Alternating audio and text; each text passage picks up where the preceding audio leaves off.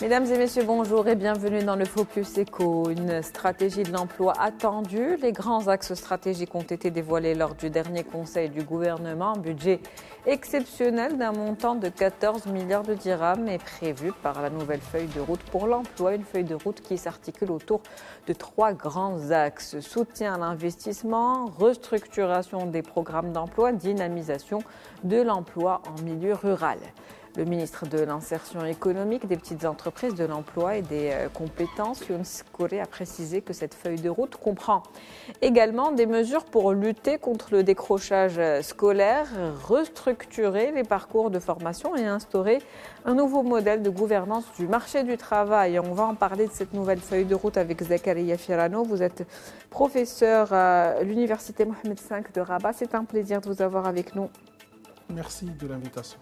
Alors, je le disais en préambule, un budget alloué donc, au secteur de l'emploi, 14 milliards de dirhams. Que pensez-vous de cette somme d'un montant exceptionnel pour le moment, en tout cas? Très bien. Premièrement, il faut rappeler que les orientations stratégiques qui ont été présentées devant notre auguste souverain lors de la présentation de la loi de finances, dans le processus d'adoption de la loi de finances, il y avait l'orientation de renforcer l'employabilité au niveau de l'économie marocaine. Pourquoi? Pour une simple raison, c'est que les taux de chômage sont arrivés à des seuils qui sont extrêmes durant les 20 ans passés au niveau les 20 dernières années, ça veut dire les 2 décennies. 13,3%, c'est le chiffre qui a été annoncé par le HCP à la fin de 2024 et c'est un chiffre qu'il faut considérer comme étant un seuil extrême. Donc on n'a pas atteint ce seuil, je dirais, depuis la fin des années 90. Et donc, automatiquement, il fallait que toute la politique économique et toute la politique gouvernementale s'oriente vers des solutions qui soient optimales en faveur de la réduction du taux de chômage et d'augmentation de l'employabilité. Et donc, ça va de soi, dans la loi de finances 2025, il y avait l'allocation de 14 milliards de dirhams uniquement pour pouvoir donner un nouveau souffle au marché de l'emploi à travers le déploiement, le redéploiement de ces ressources-là de l'État vers des secteurs ou des routes qui permettront de résoudre la problématique du chômage. Donc l'orientation actuelle, c'est une solution conjoncturelle, ce n'est pas une solution structurelle en faveur du chômage. C'est une solution qui va viser, premièrement, d'atténuer un peu les problèmes au niveau du secteur agricole. Et donc, ces problèmes-là, à travers un soutien du petit agriculteur, nous savons très très bien, pendant 7 ans de sécheresse au niveau de l'économie marocaine, donc l'agriculture a vraiment subi, une déperdition en matière d'employabilité, en matière d'accroissement du taux de chômage. Et donc, automatiquement, pour stabiliser la situation, il fallait qu'il y ait un soutien des subventions qui soient accordées aux petits agriculteurs parce qu'il n'a plus la possibilité d'avoir une récolte moyenne comme ça a été avant les 7 ans de sécheresse et en même temps de pouvoir stabiliser l'employabilité au niveau du milieu rural. Deuxième élément très important, c'est en fait ce que vous avez cité, c'est que pour le gouvernement, il faudra aussi réduire le gap entre la formation et le marché du travail. Donc là, il y a une réforme de l'ANAPEC pour qu'elle puisse aider aussi les gens qui n'ont pas une qualification très élevée et qui n'ont pas de diplôme pour qu'ils puissent accéder au marché du travail. Troisième axe qui est aussi très important, et je crois que c'est un peu la clé de voûte, je dirais un peu le centre de la réflexion, c'est de pouvoir renforcer l'investissement et la croissance des très petites et moyennes entreprises. Parce que ces entreprises-là, c'est le vrai catalyseur de l'emploi au niveau marocain. Et donc, si on veut s'orienter vers la stratégie d'investissement qui soit dominée par le secteur privé, renforcer un peu la territorialité de l'investissement à travers le secteur privé, je pense qu'il faut renforcer ces subventions pour les très petites et moyennes entreprises et aussi la micro-entreprise pour qu'elles puissent employer. Parce que c'est la seule solution. Voilà. C'est les plus grands employeurs et ils représentent 91% de l'emploi. Du tissu entrepreneurial, exactement. Donc des mesures aujourd'hui qui sont extrêmes pour une situation critique dans laquelle on est quand on parle du marché de l'emploi. Quelles sont les étapes pour la mise en œuvre de cette feuille de route, justement ?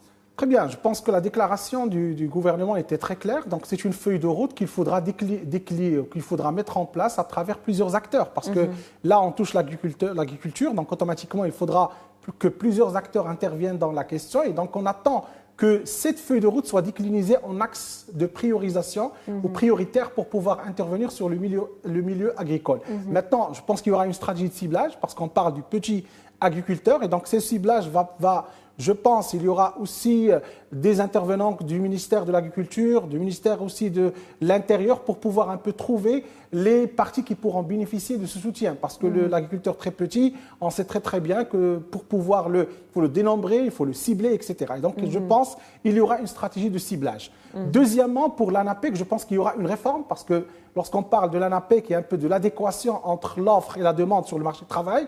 Donc, il faudra, je pense, revoir un peu la structure juridique de l'ANAPEC. Il faudra un peu revoir aussi ses domaines d'activité stratégique. On sait très bien qu'elle ciblait uniquement les jeunes ou ceux qui ont des diplômes, que ce soit des diplômes moyens ou des diplômes supérieurs. Aujourd'hui, elle va être ouverte aussi à les gens qui n'ont pas de diplomation et il faudra les requalifier. Donc là, je pense qu'il y aura une restructuration de l'ANAPEC. Troisième axe, c'est un peu par rapport aux très petites et moyennes entreprises. Donc là, je pense qu'on va s'inscrire dans la même logique du comité d'investissement, le comité national d'investissement, qui cible un peu qui fait un jumelage entre l'investissement et l'employabilité. Et donc, il y aura un soutien. Je ne sais pas, est-ce qu'il y aura un soutien en termes fiscaux, en termes de dépenses fiscales? Est-ce qu'il y aura un soutien direct à ces petites et moyennes entreprises et aussi la micro-entreprise? Donc, on va attendre un peu comment va être décliné, ou non, on attendra la déclinaison de la feuille de route qui sera élaborée par le ministère en charge. Vous avez parlé de requalification pour les jeunes non diplômés, mais il y a aussi cette problématique au niveau du marché du travail des personnes qui sont diplômées, mais des formations qui ne sont plus adéquates avec les besoins du marché du travail actuel tels qu'elles sont. Bon, ce débat, je pense, est un débat qu'il faut vraiment analyser parce que lorsqu'on parle du marché du travail, on ne parle pas uniquement d'argent, on ne parle pas uniquement de 14 milliards. Il y a plusieurs problématiques dans le marché du travail. Il y a la question du contrat, il y a la loi sur le code du travail, il y a la flexibilité du marché du travail, les rigidités, il y a plusieurs questions qu'il faudra poser. Il y a également la question qu'il faut également se poser par rapport à l'informel. Donc l'informel, il est là, il emploie, donc aux alentours, si je prends les statistiques, aux alentours de 70% des forces de travail sont sur le marché informel. Et donc là, la problématique du marché du travail ne se réduit pas uniquement à la formation. Si je rajoute à ça, c'est que le fait qu'on considère toujours que la faiblesse est dans la formation, je ne suis pas tout à fait d'accord. Je pense qu'il y a aussi un autre élément, c'est la profondeur du marché du travail. Qu'est-ce que ça veut dire la profondeur du marché du travail? Ça veut dire est-ce qu'on a vraiment un tissu productif et nous avons un tissu économique qui permettra d'absorber tous ceux qui ont des diplômes. Et donc les statistiques confirment, les statistiques du HCP disent qu'entre 30 et 40% des chômeurs, ce sont des gens qui sont diplômés. Et donc c'est en fait une question qui va se poser, je dirais, à cheval entre qualification, mais également profondeur du marché du travail. Et donc si on regarde un peu comment le privé il arrive à employer, comment le public il arrive à employer, on va se dire que les deux se conjuguent. À la fois, nous avons une faible, je dirais une adéquation qui n'est pas aussi optimale entre formation et marché de l'emploi, mais également nous avons une profondeur qui est très réduite du marché du travail. Et justement, comment élargir cette profondeur aujourd'hui, puisque c'est le problème qui Voilà, se pose. comment élargir? Donc là, on passe vers les réformes structurelles. Tout à l'heure, j'ai dit 14 milliards, c'est très très bien. La feuille de route, elle est très positive, mais les réformes structurelles, c'est elles qui vont permettre de résoudre la problématique du chômage. Bon. Permettez-moi de dire, la première chose, la première règle économique qu'on doit mettre en place, c'est qu'on ne peut avoir d'employabilité que s'il y a de la croissance. Et donc là, si on veut vraiment remédier à la problématique du chômage, il faut que la machine qui est créatrice de valeur ajoutée, ce qu'on appelle la croissance économique, elle devra marcher. Aujourd'hui, nous sommes sur une moyenne de 10 ans à 15 ans qui ne dépasse pas les 3,5 à 4%. Et donc, automatiquement, l'économie marocaine n'arrive pas à générer suffisamment de croissance pour attirer cette employabilité ou pour réduire le taux de chômage. L'objectif, en plus, aujourd'hui, c'est 6%. Voilà, l'objectif, c'est d'aller vers plus, dépasser ce qu'on appelle le plafond de 4% et arriver à 6, à 7, à 8% pour pouvoir générer de l'employabilité comme on avait entre 2000 et 2010. Il ne faut pas oublier qu'entre 2000 et 2010, annuellement, on pouvait faire entre 120 000 à 130 000 emplois. Aujourd'hui, on en arrive à faire qu'entre 20 000 et 26 000 emplois créés durant l'année. Ça veut dire, je parle en moyenne par rapport aux saisons. Et encore plus, si on rajoute la problématique de la croissance agricole, qui est en berne dans cette situation-là, ça amplifie la question de la non-employabilité ou de l'augmentation du chômage. Automatiquement, si on veut résoudre, je pense qu'il y a des solutions qui sont très optimales. Premièrement, il faut revoir un peu le régime de croissance marocain. Comment ça? Je pense qu'aujourd'hui, il faudra sortir du paradigme dominant sur lequel on table sur les grandes régions. Je m'explique. Si vous prenez Casablanca, vous prenez par exemple Rabat, vous prenez Tanger, vous prenez également Marrakech, vous allez trouver que la majorité de l'emploi réside dans ces régions-là. C'est logique. Pourquoi? Parce que seul Casablanca, il s'accapare 30% de la valeur ajoutée. Et donc, mais au contrario par rapport à ces 30%, Casablanca n'arrive, je parle de la région, elle n'arrive à générer de la croissance que de 0,8%. Ça veut dire que la croissance marocaine ne vient plus de ces, je dirais, de ces mastodontes. Ça veut dire Casablanca, Rabat, etc. Les régions qui génèrent aujourd'hui de la croissance, c'est Souss-Messa, c'est les régions qui sont basées Tanger sur la culture, sur le tourisme, etc., sur des activités économiques. Et donc, si on veut générer de l'emploi, il faut que l'investissement soit drainé vers les régions qui ne sont pas arrivées à maturité. Je le dirais directement, il y a des régions aujourd'hui qui n'arrivent plus à générer de la croissance, malgré leur contribution énorme dans le PIB marocain.